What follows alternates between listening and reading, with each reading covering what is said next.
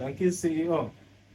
So the question of today, how much does interior design cost? Interior design.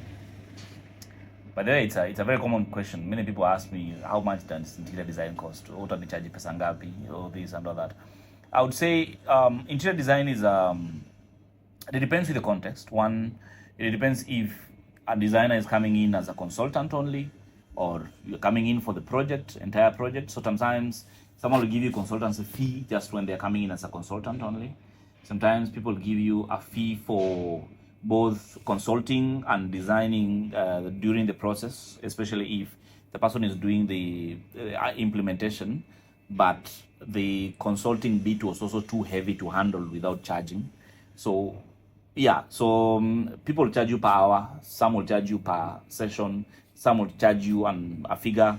So figures range, where people who do per hour will do 5,000, 10,000 shillings an hour.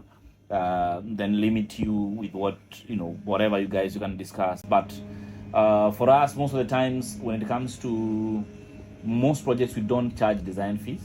However, we make our money from the implementation, basically the construction bit, the fit outs.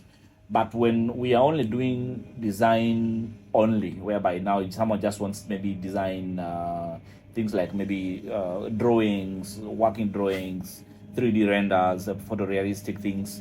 So that one, of course, we have a charge for that. Then when it comes to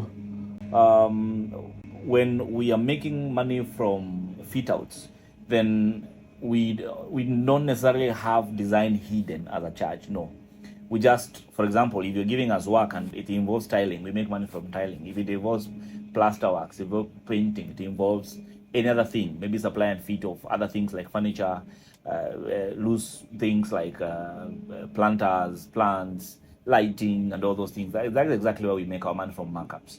But ideally, design fee is dependent on project per project basis, whereby when it comes to me, who I am doing a restaurant, and you who is doing an office, they can't be the same.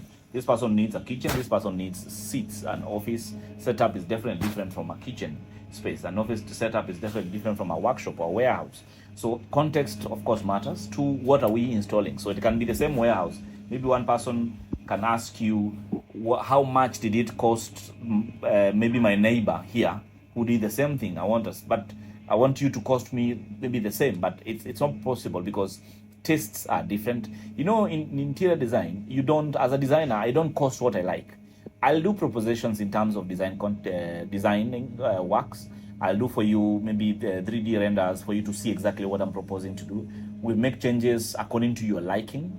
We will come up with concepts according to your liking. We'll do everything according to your liking. Then narrow it down in context of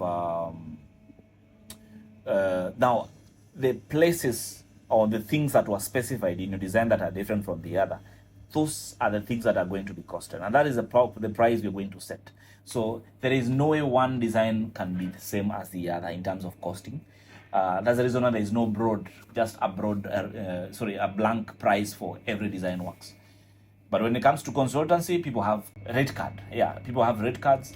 When it comes to some people, just blankly just see the project scope, the size, the magnitude, and give you a price according to the time they think they are going to estimate, with how long they're going to sit down to design, come up with concepts, and by the time they engage you from zero to finish, they estimate the time of the period they are going to spend with you, and then charge according to that. So I would say don't fear design. Design is a whole dynamic thing.